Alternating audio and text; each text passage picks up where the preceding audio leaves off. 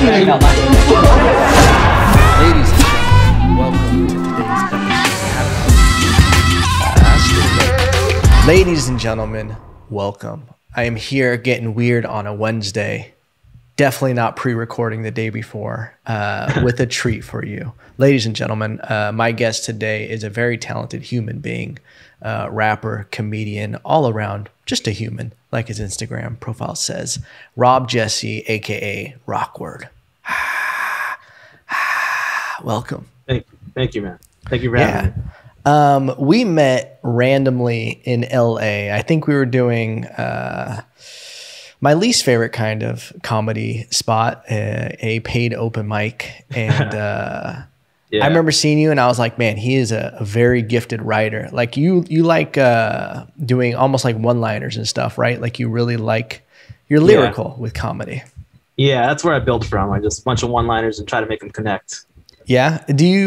So when you write, do you start just in one line format and expand off of it? Or is it kind of like, oh, this is funny, like an idea, and then you start whittling it down, or what's your process? A lot of the times it'll be a phrase or like some kind of parallel I'll see. Like to give away one of my jokes, I have a joke about wearing red at the wrong place and like how it could be dangerous. And like the implication is like, you know, being in the hood wearing red is dangerous, but like also being at Target wearing red is a little dangerous because everyone thinks you work there. So just finding some kind of parallel like that. And then is it the same thing where like once your mind starts thinking like that, that's all you can do? Like, so everywhere you go, are you constantly just looking for things? Yeah, I'm trying. Because also if it's not exactly a joke, then it could probably be a bar, because bars are like easier. They could just be puns, which are corny in like comedy form, but in rap, it's like, you know, it's a good thing somehow. Dude, that is the craziest part about hip hop, because I come from music also, and like being a comedian, you're an observant person by nature. Yeah. So every now and then, like I would look at hip hop and I'd be like, these are just fucking nursery rhymes. Yeah, like, Cat in the Hat in the back, and just dropping puns. Like in other formats, like they're puns and they're corny dad jokes. But in hip hop, it's like this sick, like a bar, you know? It's just, really, it's so crazy, man. So you double dip where it's like, this won't work as a joke, I'm going to use it as a bar. Have you ever done that? Yeah. Yeah. Or sometimes it'll be both. Like I had a joke about being a nice guy and knowing I'm a nice guy, because when I ask people out, I'm a nice guy because people tell me when I ask them out, like, you're a nice guy and all, but and then I took that because like in rap, to be nice on the mic is like to be dope. I made a song called "The Nicest Rapper You Know," where I'm just playing with the idea of being nice on the mic, but also being a nice person. Yeah, I've heard that song. I listened to your whole release, man. Thanks, man. Yeah, of course, dude. And I have to commend you, man, because I love having people on the podcast who like hustle. And I know that phrase is so overused with Gary Vee and everyone, but like, I love seeing people that are independent and they're doing all the production and also all the boring shit as well. I'm sure some people, maybe you enjoy building websites and like all this stuff, but I see your social media and everything, like it's professional, like, you know, and that's a huge thing is, you know, figuring out, how do you sign up for Spotify? How do you do this? Like all this legwork that, you know, back in the day, people had a record label to help with everything. Yeah, I mean, making a website, it's a little tedious, but like I used to love editing my MySpace page, so I just look at it like that. I'm like, this is my own thing. There's more freedom actually on here than MySpace, you know. So yeah, and because I was going through it, and I have Linktree also, so I was like, oh, he's got a Linktree. Let me see it. You have so much stuff, like so many different platforms. Yeah. I don't use all of it enough though. People tell me like, hey, you should sign up for this. I'm like, all right, I'll try it. And I try it for like maybe a week. And I'm like, all right, I'll just leave a song there, see if that does anything, you know? Yeah. When did you start writing music? Oh, that's hard to say. I feel like I've been writing music as long as I can remember. Really? I know that like I kind of kicked into overdrive when 8 Mile came out. Oh, yeah, dog. And that actually wasn't even like my own doing. I mean, I was inspired, but my cousin, who was 4 years older than me, he was he made us battle rap each other basically. Really? So like he would have us like write bars to like the same beats from 8 Mile too, and then we would record it because my grandma just got us a camcorder, so to record us battling each other, reading the writtens, and basically he was the judge, and like I beat him like once, you know, really? According to him. He's like, nah, man. Wow. Yeah. So Eminem, would you say Eminem is your favorite rapper? Yeah, definitely. I've been thinking about it now, and I feel a little guilty about this. I feel like I'm more of a stan than I am a hip hop fan. Like I love hip hop, and like I'm trying to learn the history of it and stuff. But realistically, I was just a huge Eminem fan. Yeah. So it actually brought you into the hip hop culture, was just being a fan of Eminem first, and then now you're becoming a fan kind of all of hip hop. Yeah. I mean, my dad liked, you know, like NWA and Run DMC and stuff. So I grew up listening to that stuff too, but Eminem was the one that intrigued me the most. So I really I bought all of his albums, you know, I was there for like every single release. I was on it. Dude, same. That he's probably the only artist, man. I get very excited for like J. Cole. J. Cole's dropping an album. Oh yeah. I just saw that. Yeah. Kendrick Lamar. There's some artists that when their whole project comes out, I'll listen to the whole thing. But like Eminem might be the only one where like I'll actually get my headphones, basically like light a candle and just listen to the whole thing. Like it's just, I don't think there's anybody really close to him. Yeah, and it's cool to see how he's adapted to like you know, back in the day, I feel like he wasn't as like I guess bar heavy. Like it wasn't as many puns or double entendres. It was more about just shock value and storytelling. Yeah. But like since rap kind of progressed into that at some point with Lil Wayne kind of being like the main person to do all that, I feel like Eminem like really mastered that, and he's like the best at it now. Yeah. Man, I forgot what website it is, but there's these, I follow one of the pages where they break down the cadence of what words are rhyming and like highlighting it different colors.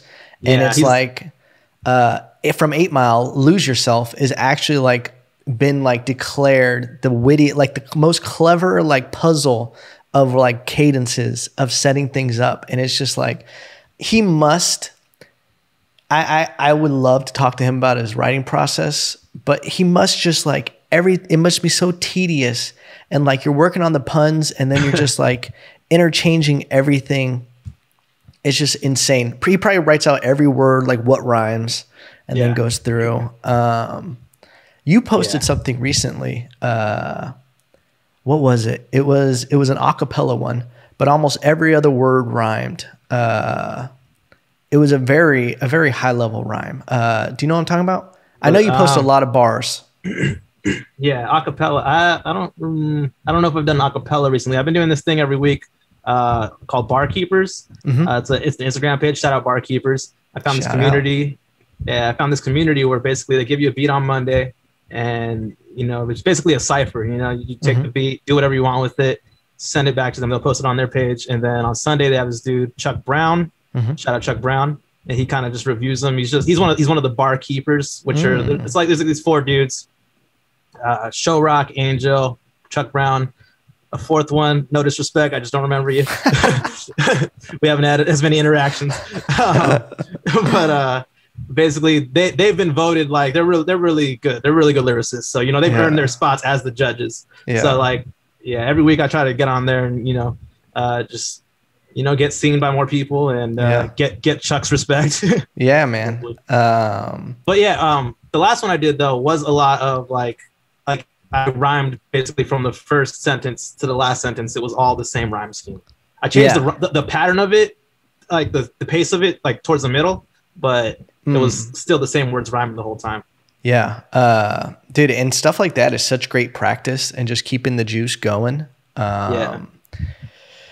Do you have a schedule of when you like, cause it's tough doing both of, you know, it is comedy and hip hop. Is there a schedule of like, I write comedy at this time, or, you know, I write hip hop at this time, or are you like an inspiration late night kind of guy?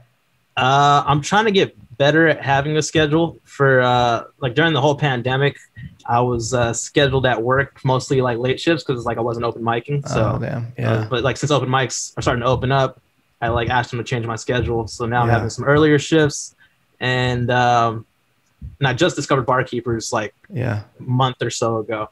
So now I'm trying to do it. I missed 1 week since I discovered it, but I'm trying to do it every week. So every Monday I start writing. But last week I didn't do any open mics. So I felt a little guilty about it. But on the flip side, I did 2 raps last week. So I'm like, it's a nice balance. Yeah. I want to try to at least do 1 mic, and I feel like that's not enough, but at least do 1 mic a week and to do the Barkeepers every week. I feel like by doing these verses every week, I can use these verses and produce my own songs and just put those verses on there. So by the time I'm in this for a few months, I'll have my next album ready to go. Yeah. Do you also make the beats? I make my own beats. Not for Barkeepers. Barkeepers, they send us beats, but yeah, I make my own beats. No shit, man. Yeah, I used to not like it as much. I still like sometimes. I hate starting the beat, but once I get like once I get like a melody, and then something that it's like finding the first melody's not too hard, but finding something to go with the initial melody. Yeah. That once I get that, then I'm like, all right, now we're on to something. But it used to be so tedious, and I was very bad at it when I started. Yeah. Yeah, I used to make beats and everything. Do you start with drums or do you start with the melody? It depends. Actually, something I do a lot is I'll practice on another beat. Like I'll like find a beat on YouTube and I'll practice. I'll just write to that beat. Yeah. And then I'll go into my beat maker and I'll find the tempo of that beat I used and use the same tempo. And then I'll start with the drums and then I'll try to put a melody over that. Oh, that's great. What do you use? Fruity Loops? I use Ableton. Oh shit, Ableton in the house. Okay. Yeah, I like Ableton. Yeah, I just know Fruit Loops is like, dude, there's been some crazy ass songs produced off Fruit Loops, and it's like a very easy program. It's too easy where I'm like, I don't even feel like, because I use like the machine drum pad and everything. Yeah. If I use Fruit Loops, I don't even feel like I'm making a beat. I'm just like clicking slots and like putting, a hi-hat here and then a kick. Yeah, I never used Fruity Loops, but one of my favorite rappers, Hobson, uses Fruity Loops. So yeah, that's cool. Dude, I feel like you're in that vein of Hobson where it's like a completely independent artist that is producing completely in-house. Thanks, man. I appreciate that. Speaking of Hobson, I guess I could share this here. I actually met Hobson when I was in college. No shit. I went to the Art Institute. Not that I want to shout them out because it wasn't a great experience. Which in LA or? It was called the Art Institute of Los Angeles, but it was in Santa Monica. So, okay. But yeah, I didn't plan on going to college, because Eminem didn't even finish high school. And like, I was really into the Dirty Heads at the time, which was like a rap rock reggae group. And they dropped out of high school. And I didn't plan on, and Hobson dropped out of high school. I didn't plan on dropping out of high school. I was like, I'll finish high school, but that's the end of my schooling. That was my idea. But I had a girlfriend then of 5 years, and she was very academic and was like, you're going to college. Like, pretty much, she's like, there's this place you could go to, and they have audio production. Yeah. And at the time, I didn't really know the difference between audio production and music production. I thought I was going to go there and make beats. I went there, and it was mostly just mixing and mastering stuff, which is all the tedious work. Yeah. I mean, and I kind of like knew, I was already making my own mixtapes back then, so I knew a lot of the things that they taught me in the first year. But the best thing that came out of that, though, was that Hobson's video director, George Orozco, shout out to him. Shout out George. Yeah, I was in the computer lab one day, and he was sitting next to me, and he was working on I don't know if you know who Dizzy Wright is. He was signed to Hobson. He was working on one of his videos, and I was like, oh shit, is that Dizzy Wright? Like, I saw him editing the video, and he was like, yeah, and I was like, you do Dizzy Wright's videos? Oh shit, and he was like, yeah, and I was like, do you do Hobson's videos? And he was like, yeah. And I was like, oh shit. Next day, I'm in the lab again. George is there again. Hobson walks in. I'm like, oh shit. No shit. So I was there for the whole like editing process of Hobson's video for Ill Mind of Hobson 6, aka Old Friend. Yeah. And that was really cool. But I still have so many regrets about it because like when I decided to go to college, my girlfriend wasn't supportive of my dream as a rapper. I was kind of letting the dream die when I met Hobson. So I never told Hobson that I wanted to be a rapper. that on top of the fact that I just figured that so many people tell them they want to be a rapper and they're like not ready, and I felt like I wasn't quite there yet to like. So like Hobson never really got to know who I was because that like was my being, but I just concealed it from not only him, from like everyone, because like in elementary school, when people would find out I wanted to be a rapper, like they were just mean about it, you know, like that's not gonna happen. I remember someone actually like crumbled up one of my raps I wrote and threw it away, and I was like, what a shithead. Yeah. Dude, I know exactly what you're talking about because, dude, I still have like music in me where I'm just like, man, I hear a beat sometimes and I'm like, I gotta do it. Yeah, man. There is really such a shitty thing that happens because when I was making music and like performing music and like putting out songs, there was a whole, there always is that with, even with stand-up, with any art form, there's a bunch of people who are trying to cling to an identity when they just ain't really about that life. And they, you know, they want to say they're a rapper, they want to say they're a comedian or whatever. So they make it sound really corny for people who are really trying to pursue it. Dude, I used to get that all the time where people would be like, aren't you the wrong skin color? And like all this stuff. And I'm like, you guys are shitheads, you know? There was like an implication that I had to be a gangster if I wanted to be a rapper. And I was like, that's not the only, that's a genre of rap, gangster rap. But you know, there's other genres within the genre. What do you think about, and it's, I feel like hip hop is in a weird place right now where I don't really listen to a lot of like what's the hip hop on the radio. Like, I feel like, I don't know. I do feel like there is kind of a mumble rap era where I'm just like, I think, but in general, to defend it, I think music got a little younger in what is on the radio. And by nature, when you're younger, you don't have as many stories to tell or life experience to really make a great song. That's true. That's true. And I just feel like that's where it's currently at. Do you listen to a lot of current music? I love all that stuff. No, I don't actually. I mean, like new to me, like I listen to J. Cole, but that's not even new. I mean, I listen to, I think I lean more towards like wordplay heavy rap or like even comedic rap. Like Lil Dicky is probably my current favorite, like as like a new guy. Lil Dicky's one of my favorites. Yeah.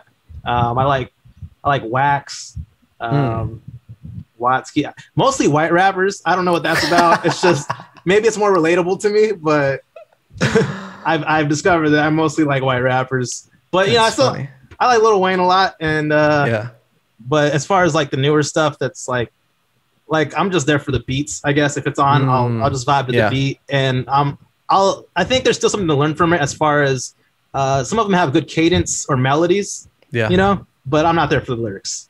100%. And that's the thing. The beats are getting better because just production and like the access to them are getting better. But I feel like the lyrics aren't keeping up because you have all these older producers who are already part of the record labels that are so good at making beats. And I feel like I'm like, man, these are going to waste on some of these kids. Have you ever listened to NF?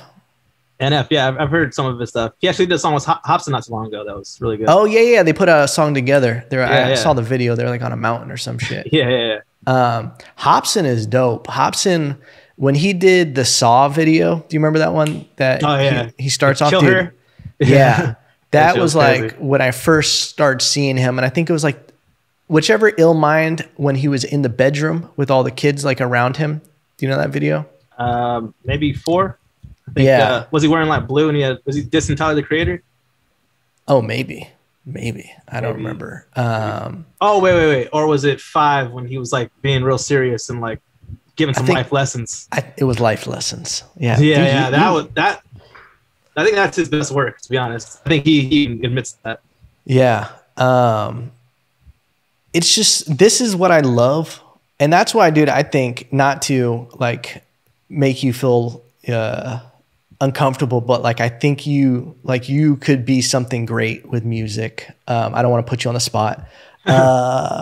Appreciate it. I'm on how you are with compliments. But because I love seeing something like an entity that is completely unrelated to anything else, that it is its own thing. It's not watered down. It doesn't sound like anything else really.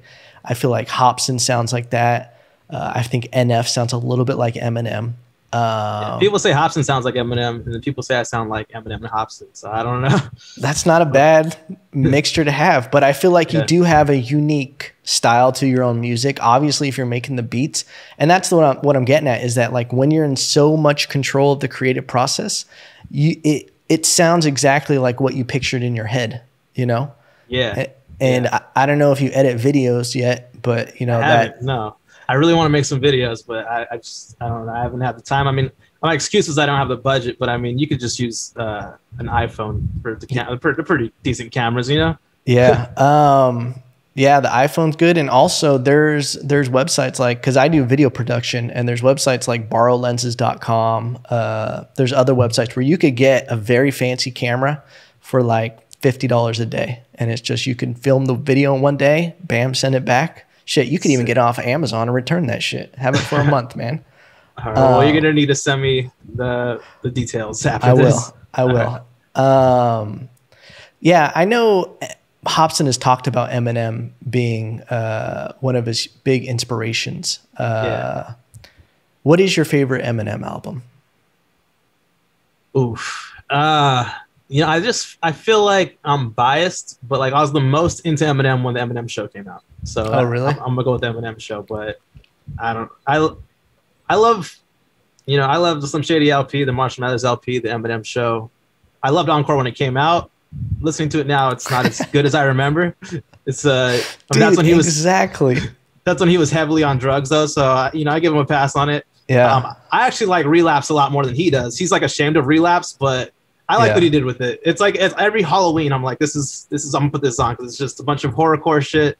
I know he's using those accents, but like that song "Stay Wide Awake," even though he uses the accents to bend words, like the whole time he's rhyming like the whole sentence, like all the way through. I'm like, that's impressive, you know? Yeah, "Stay Wide Awake" is definitely, I think, the best song on that album as far as lyrics. I thought "Insane" was great just from like a shock factor, and I'm just this is fucking nuts.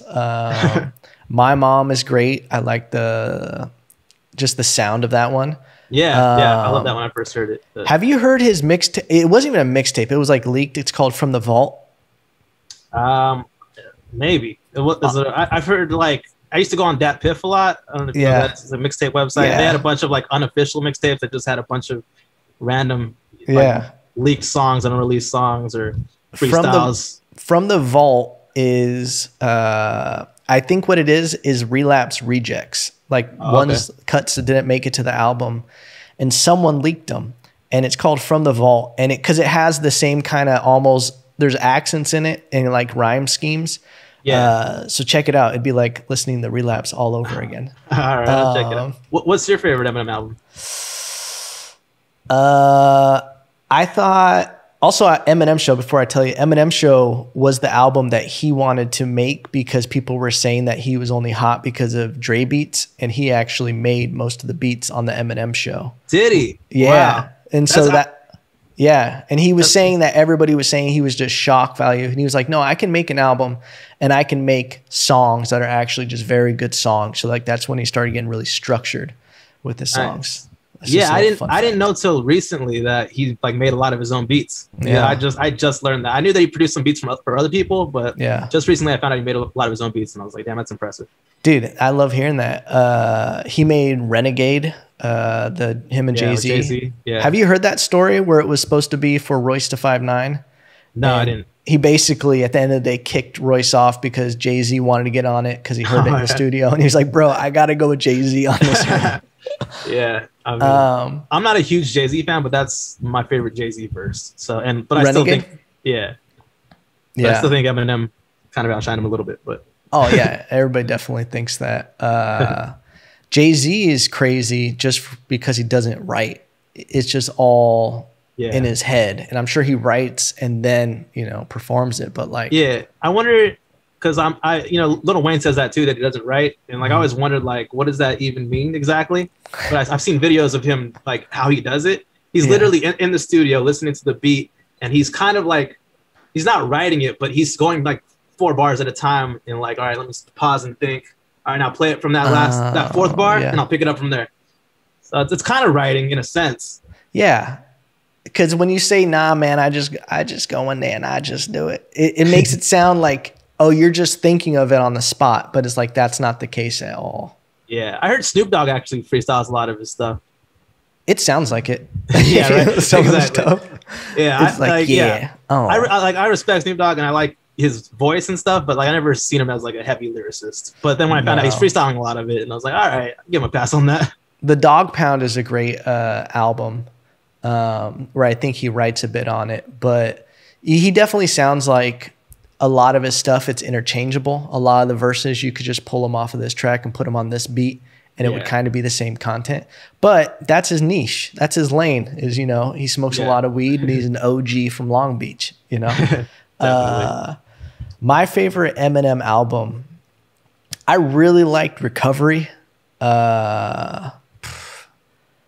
What's your favorite song on the album? On Recovery, I actually really like the bonus track on there. Do you know what I'm talking about? Is it just Entitled? Is that what it's called or something like that? Does it have a name? Yeah, it's either You Don't Own, it's like, it's the sample of You Don't Own Me. Oh, yeah. Dun, dun, dun, dun, dun, dun. And he has this track, this bar on it that I really like. It's just, he says he puts the math back in. He's like, I'm going to put the math back in Mathers because I'm a fucking problem. Just the way he says it, it's so dope. Yeah. Yeah, that album was really good. I really like his early stuff, Infinity, but like every wannabe hipster says they really liked Infinity. Yeah. Just from the rhyme play, like the word play on it. Yeah, man. You listen to the new stuff, like Music's Be Murdered By? Have you heard those albums? Yeah. I listen to Side B probably like once a week right now. Yeah. Alfred's theme is so bar heavy. Like every time I listen to it, I'm like, there's a new bar I didn't catch the first time or the last time I listened to it. Yeah, I'm still catching stuff in Alfred's theme in Tone Deaf. I'm still catching stuff. Every time I see a Red Roof In, I'm just like, Red Roof In. Yeah. Because that's the thing is, he's almost like a comedian rapper. Yeah. Because there's so much entertainment value in it. And it's like all of his stuff, most of it, I think now is just comedy, you know? Yeah. I mean, he's always been funny though. Like, do you ever see when he hosted TRL, or like he took over MTV basically? It was like EMTV. I feel like I saw it a long time ago, but I haven't seen it recently. Yeah, he had sketches and he was just acting a fool. Yeah. Like, I remember he had this sketch. I'm trying to remember what it was about. I know that like the implication, like it looked like he was about to get like his first BJ or something. But then it turned out that like some lady was just ripping a Band-Aid off his leg. And like this panned out. It was like, yeah. When was the first time you actually recorded a song? Like, do you remember the first time you actually were like, oh, here's a mic and I'm about to get it? So I guess there's two different scenarios here. So like the first time I put something out there was, I just recorded like on my computer. I had a HP little notebook. Shout out HP. Yeah. And, I wrote to the beat. What's that song by J-Rock featuring Lil Wayne? Let It Rock. No, it's not Let It Rock. No. Man, it's an old song. This is before I even knew of Kendrick, I feel like. Oh, okay. But I wrote to that beat, and it was just basically just me venting. Just like I called the song Autobiography, and I made the title after I wrote the verse, because the verse was just like, I just want to write, you know? Yeah. And I put that on YouTube, and the video and audio quality was terrible, but as it should be for your first time. Yeah, and I think I still have it saved somewhere. I hope so. I think it's funny though, because it's my first video ever, and I try to play. I don't know what I was doing, or if I was trying to play it off like this wasn't my first video. I was like, here I am with another track for you guys, like introducing it, like I had one before that. Yeah, it's a tight move. And then after that, I had like a reggae phase. So then I was like rapping on like Sublime beats and Slightly Stupid samples. But Sublime fans weren't too keen to that. They took it as disrespect, some of them. And I think it was my graduation present, probably. I think that's what it was. That my grandpa and my dad went half on buying me studio equipment. No shit. That's so, awesome. Yeah. So when I got that, my cousin and I, the one that made me start battle rapping with him, we made a mixtape together because we were really into Lil Wayne during the mixtape era. Yeah. So Lil Wayne would just rap on like popular beats. So we're like, let's just do that too. Yeah. So we would make our own remixes to songs, and we put together a mixtape. Again, the audio quality wasn't great because I didn't know shit about mixing and mastering. I still have some of them, and I'm like, I wish I could make this sound better because some of it was just like we were peaking, and there's like no fixing peaking really. Yeah. But yeah, it was still decent. I feel like our energy and cadence wasn't the best. Yeah. But I feel like I've always like been decent at writing. Mm-hmm. And like I wish he would have stuck with it. Like he still freestyles with me every once in a while, and he's on my last album on the song Beast Mode 2020. Okay. Because our mixtape together was called Beast Mode. Because the first song we actually did together was called Beast Mode. It was his idea. So I was like, so I wrote these bars after seeing Avengers about like Bruce Banner, mad with torn up pants, trapped and can't transform him back, and then some stuff about Thanos. And I was like, this kind of sounds like a Beast Mode type song. Yeah. So I hit my cousin up. I was like, let's like hop on this track with me, and he was like, I'm down. But he procrastinated so damn much, man. Like I'd be hitting him. I was like, all right, did you write your verse yet? He's like, no, I'll write it when I'm there. I'm like, we don't have that much time. You know, you got to write and then memorize it and then record it. And you're like, listen, Lil Wayne, we don't have the budget for this right now. We need to. Yeah. So that was a process. And I feel like if he was more consistent, if he stuck with it like I did, he would have been better at it. Not to say that his verse wasn't good. It's just, I feel like if he was as dedicated as I was, he could be as good as I am. Yeah. You know, not to toot my own horn. But. Have you ever been like, yo, let's battle rap now? I haven't. No, I will say that he might be better at freestyling than me. I don't know. I've been practicing now, and we haven't freestyled in a minute, but he's always been pretty good, better at being on the spot. I've always been bad at on the spot at everything, at comedy, at rapping, at human interactions. Like improv on stage and everything? Yeah, there's a lot of prep that goes into everything I do. I like to be really prepared. Dude, is that something, so do you deal with stage fright at all? Or, you know, like going on stage and everything? I think most comics deal with it. Yeah. It's not as bad as it was. Yeah. But definitely around the time I met you was the peak of it, I think. Really?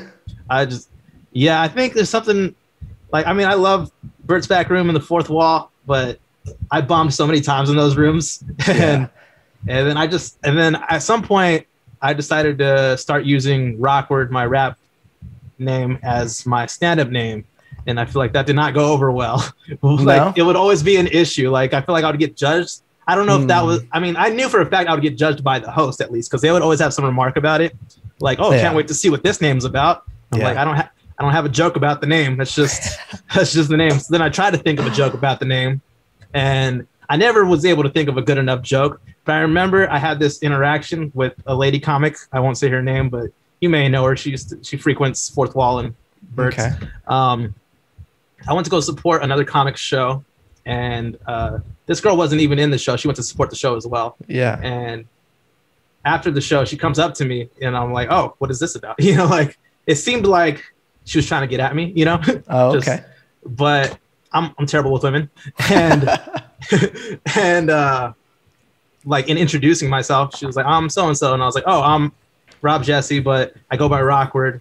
And then I try to do this unworked out bit on her just to see because sometimes if it worked in a human interaction, you're like, maybe this will work on stage, you know? So let's just try it out in this little interaction. It bombed so hard that she left the conversation. No shit. Yeah. I was like, all right, well, there goes that. She's like, I didn't pay to hear you do stand up right now. This isn't Fourth Wall. I don't have to stay here. Yeah, exactly. Do you remember McKinnon?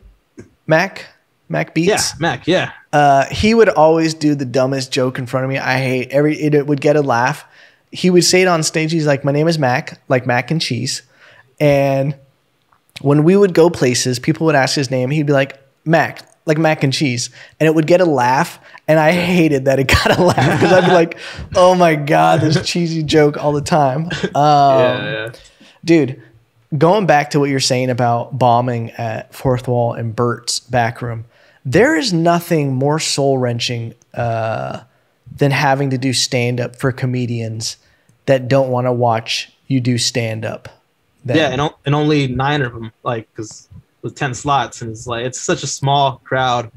But like, then I was also doing a lot of I think I was venting a lot in my jokes. I was doing a lot about social anxiety, and I just feel like maybe people didn't empathize enough, or they felt sorry maybe.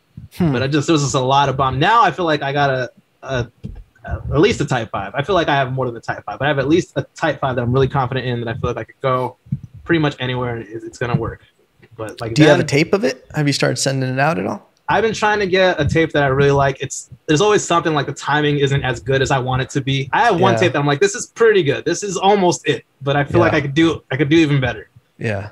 But I think I have the jokes now. It's just about getting the performance exactly how I want it. That's awesome. Yeah, I never really liked those spots. The only thing that I never liked them for the reason that it's just not a real crowd. It's almost like practicing ping pong to play tennis. The only benefit I really got from it is like if like jokes would get a chuckle. Yeah. You know, I was like, okay, I guess that's a decent joke if it gets a chuckle here. But it also makes you okay with silence on stage. That was probably the biggest benefit that you could get from it. Is it's like a controlled bomb. You know, like you're just up there and you're like, oh, I'm in a bomb, but it's not necessarily going to be terrible because it's only comedians and they're like not really even paying attention. Which is good and bad when you're bombing, because you're just like, oh, you guys don't give a shit right now. Yeah. That said, I mean, wouldn't have met you there. Wouldn't have met you. True. That's true. There, you know, I wouldn't change a thing, you know? Yeah, I remember after I did a long stint, like I think I did a couple weeks of just straight Bert's in Fourth Wall. And then I went and did a show. And when I did my first joke and it got a laugh, I felt weird. And I was like, oh, I've forgotten that you're supposed to get laughs for jokes because I've only been doing this for comedians right now. Yeah. Do you perform music as well? I feel like at Bert's. Go ahead. Before we get to that, I feel like at Bert's, the only way you really know if you did well is if someone comes up to you like you did to me and be like, you did well. You know, you don't really get that while you're on stage. You get it after, like people will tell you, like, oh, I think you know, you got some good jokes. You know. Yeah. I always thought that was important because, like, I always want to commit because I know I can feel how shitty it is if no one laughs at anything, but you had a good set. And it's like, I don't know. I know being a comedian's like a single person up there, but you like have to be a community and like want other people to do good. And because it pushes you, and you also just have a tighter community. And I feel like there's a lot of people who are like, they don't want you to do good because by comparison, they'll look better. Exactly. You asked if I do music. And speaking of community, this will tie them together. I found this new spot that I go to. It's called The Gym. Shout out The Gym. Shout out to The Gym. It's next door to the Mint. It's on Wednesdays. Run by my boy A-Trey. Shout out to A-Trey. And it's a mixed mic. And the first week I went there, well, first of all, I don't know if I should say this, but say it, dog. I mean, I just don't want it to get overcrowded.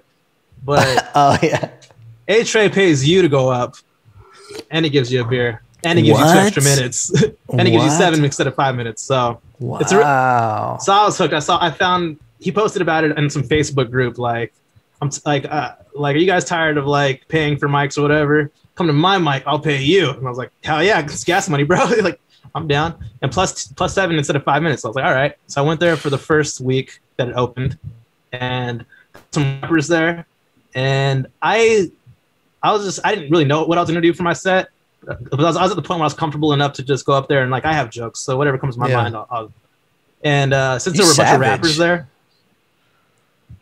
That's crazy. You can just go up on stage and just be like, I don't know what jokes I'm going to do. Whatever I feel like saying, it's just going to say it. Only if I've been consistent open micing and I've been doing different. That's right. Like, because I've been doing different sets, and I'm like, all right, and I kind of know, I kind of have them separated by chunks. So I'm like, I'll do this chunk, and then I have different. I've been playing with the same jokes for so long, and to keep myself engaged, I like to rearrange the order. So I just have a lot of different orders I could do the jokes already in my head. Got it.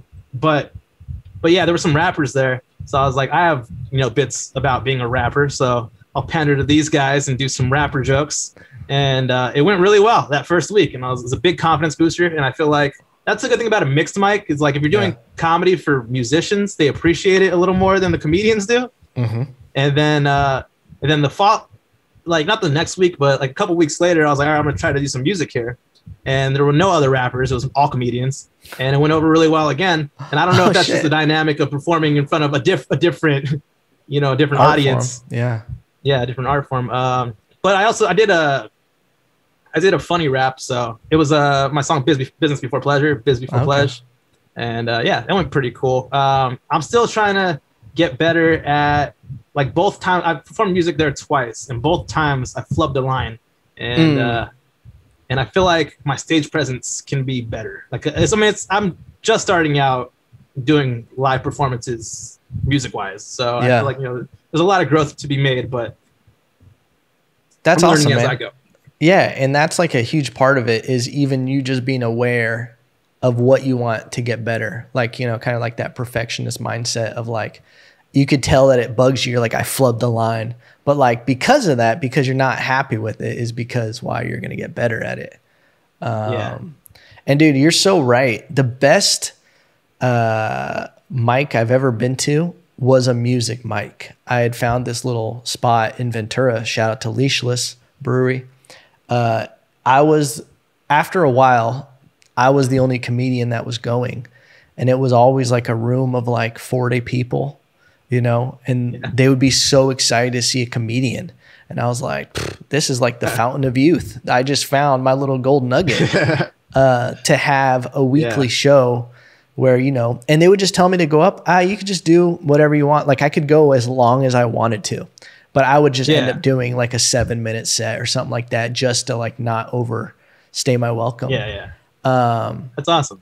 Yeah, but that's where I don't know if you know Marley Lovelace. Shout out to Marley. I'm sure she's watching. Yeah, that's where I met her, was at Leashless Brewing. Oh, yeah. I listened to that episode she was on. She's really good. Yeah.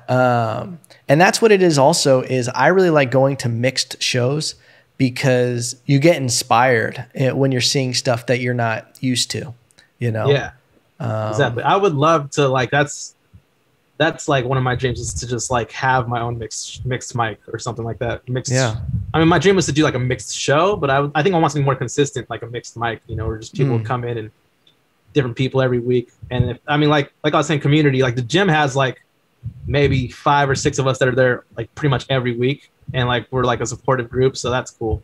I like having that, Yeah. It is so important to like actually have a good community, like when people actually care about what the other people are doing rather than, I think that's, I don't know if you knew it, but I moved to Texas. In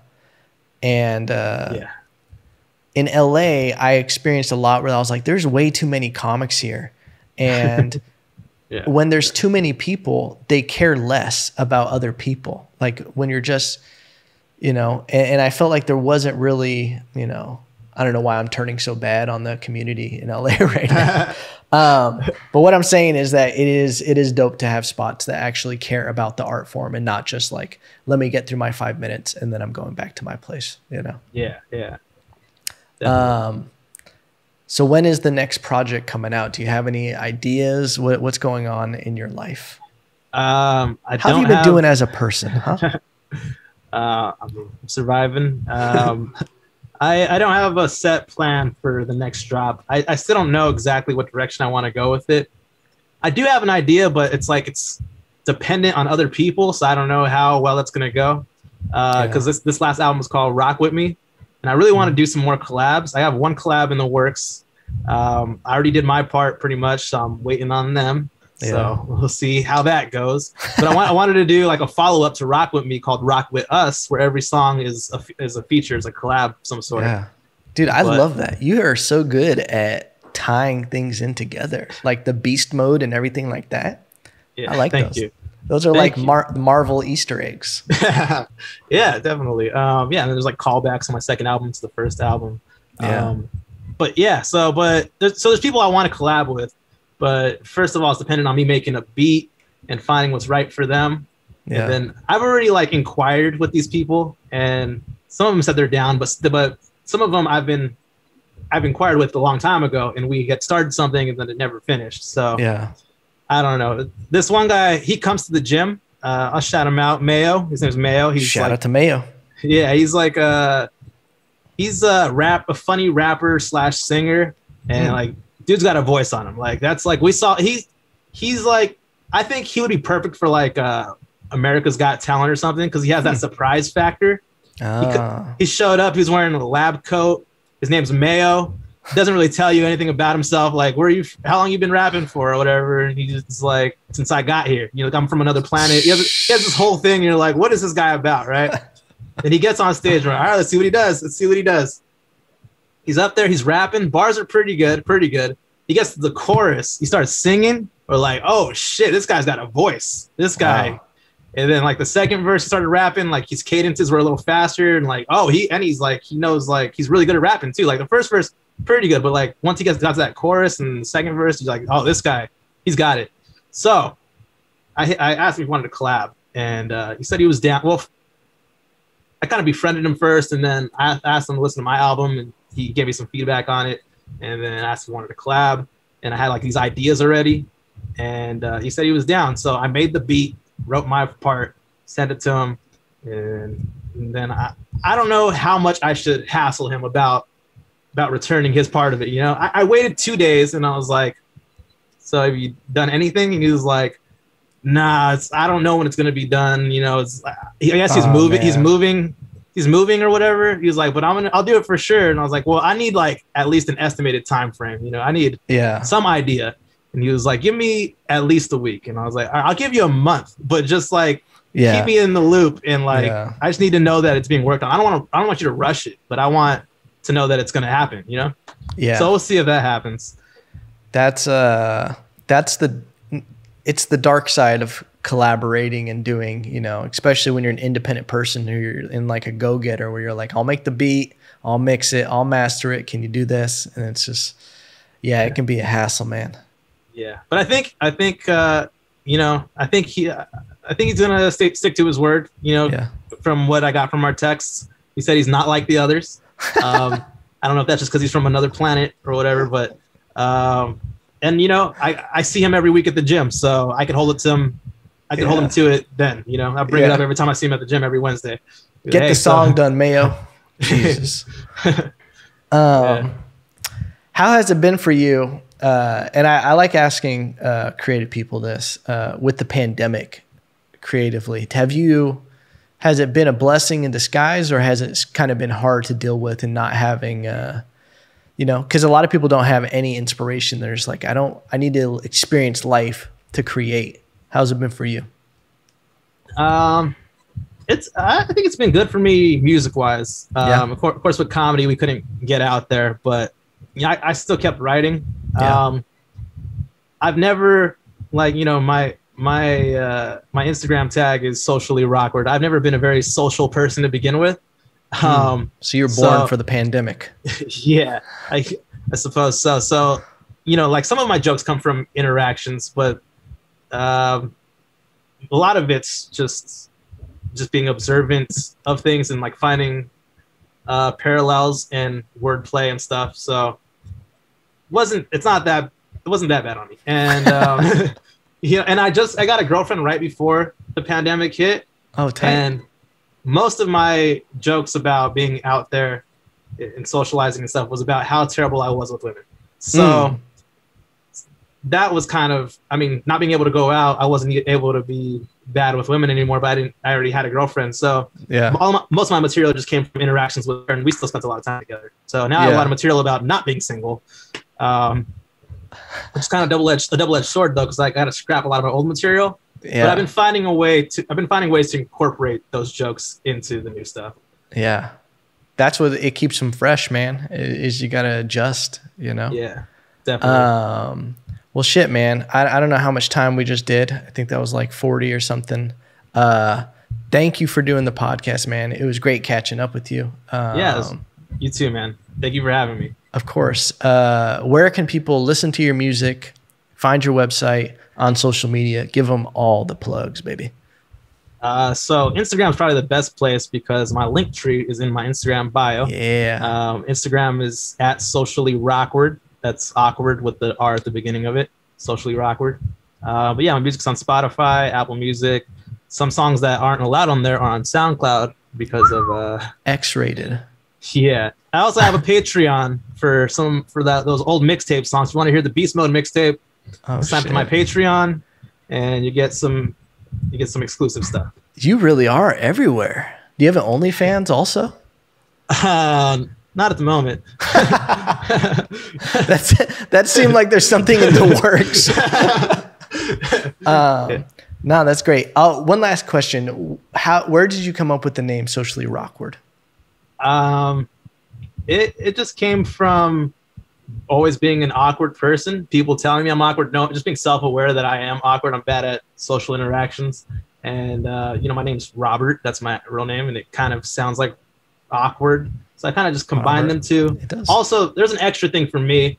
I don't know if it's really anybody ever gets this part, but I was really into Hobson at the time, and his album was called Raw. So like Raw is also in the name. So I'm raw on the mic and I'm awkward. It was kind of the idea, but also it sounds like Robert. So I like that, man. I don't think you're that socially awkward. I feel like it's just like, maybe I haven't experienced it, but I feel like maybe I've just met you in your element and it's just, Yeah, I think just because our first interaction was good, it's just a lot of overthinking for me when it's not good from the start. Like you were a nice person from the start, so I feel comfortable around you. It's just, like when I'm out at those open mics, it's just. If I was a hot chick, you would be like, "Hey, let me run this material by you." I still have trouble. I just overthink. Yeah, I overthink shit too much. And then like the other day, this is me overthinking things.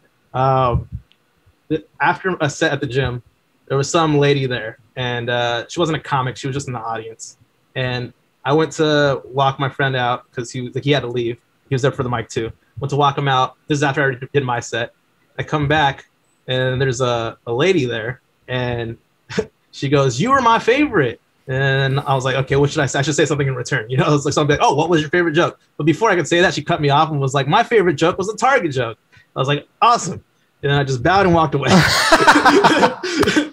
I didn't, partially because I don't know, like I have a girlfriend now and I don't know what's acceptable. Like, I just overthink things, I don't want to be chatting her up too much. I don't want to like give her my Instagram and then or ask her for Instagram and it seems like I'm hitting on her. I don't know. I'm still figuring it out, still figuring out how to interact with people. That is hilarious. I'm going to start bowing at people and walking away when they give me compliments. Thank you so much. Thank you so much. Was she Asian? Is that why you bowed? Where did the bow come from? I think it came from stopping Asian hate. You're just like, I need to do my part. Yes. I mean, it might be problematic actually. I don't know, but I think it just came from like my use of, I use the prayer hand emojis a lot when I say thank you online. Yeah. So I was like, this is a variation of that, Yeah. That's hilarious. Yeah, it is. That is very funny. But all right, man. Thank you so much for doing the podcast. Yeah, thank you for having me, man. This is awesome, course, brother. It was good catching up with you. Yeah, man. It's nice to talk to someone else who's very into Eminem as well. Yeah, definitely. But I look forward to any new projects you come out with, and I'm looking forward to a music video, man. Cool, man. Yeah, I'll definitely send you that whenever it's ready.